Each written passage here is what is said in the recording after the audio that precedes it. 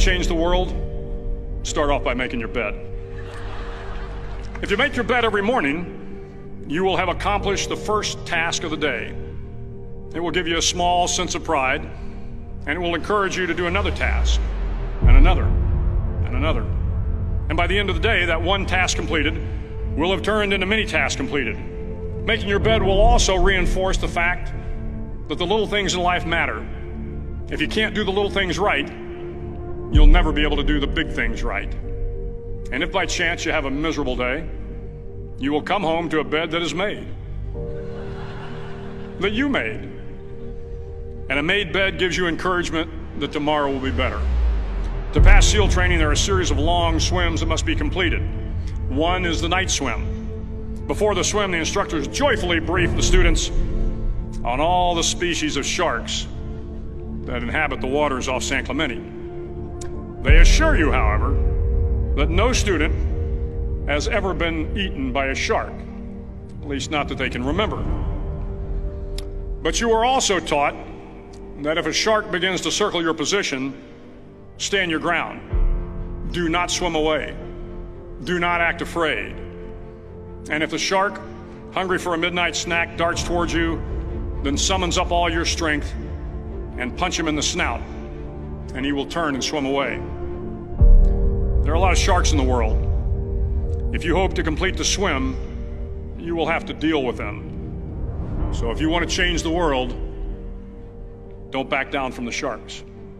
Over a few weeks of difficult training, my SEAL class, which started with 150 men, was down to just 42. There were now 6 boat crews of 7 men each.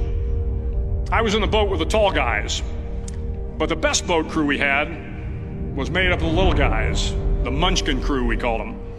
No one was over 5'5". The Munchkin boat crew had 1 American Indian, 1 African American, 1 Polish American, 1 Greek American, 1 Italian American, and 2 tough kids from the Midwest. They out-paddled, outran, and outswam all the other boat crews.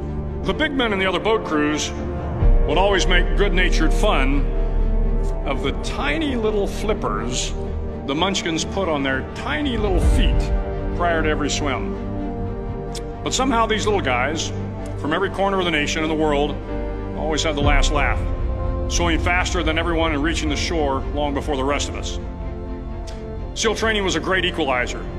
Nothing mattered but your will to succeed, not your color, not your ethnic background, not your education, not your social status. If you want to change the world, measure a person by the size of their heart, not by the size of their flippers. The 9th week of training is referred to as Hell Week. It is 6 days of no sleep, constant physical and mental harassment, and 1 special day at the Mud Flats. The Mud Flats are an area between San Diego and Tijuana where the water runs off and creates the Tijuana Sloughs, a swampy patch of terrain where the mud will engulf you. It is on Wednesday of Hell Week that you paddle down to the Mud Flats and spend the next 15 hours trying to survive the freezing cold, the howling wind, and the incessant pressure to quit from the instructors. As the sun began to set that Wednesday evening, my training class, having committed some egregious infraction to rules, was ordered into the mud. The mud consumed each man till there was nothing visible but our heads. The instructors told us we could leave the mud if only 5 men would quit. Only 5 men, just 5 men, and we could get out of the oppressive cold. Looking around the mud flat, it was apparent that some students were about to give up. It was still over 8 hours till the sun came up. 8 more hours of bone-chilling cold. The chattering teeth and the shivering moans of the trainees were so loud, it was hard to hear anything. And then one voice began to echo through the night. One voice raised in song. The song was terribly out of tune, but sung with great enthusiasm. One voice became 2, and 2 became 3, and before long, everyone in the class was singing. The instructors threatened us with more time in the mud if we kept up the singing, but the singing persisted, and somehow the mud seemed a little warmer, and the wind a little tamer, and the dawn not so far away. If I have learned anything in my time traveling the world, it is the power of hope. The power of one person, a Washington, a Lincoln, King, Mandela, and even a young girl from Pakistan, Malala. One person can change the world by giving people hope. So if you want to change the world, start each day with a task completed.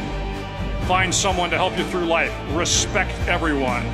Know that life is not fair and that you will fail often. But if you take some risks, step up when the times are the toughest, face down the bullies, lift up the downtrodden, and never ever give up. If you do these things, the next generation and the generations that follow will live in a world far better than the one we have today. And what started here will indeed have changed the world for the better.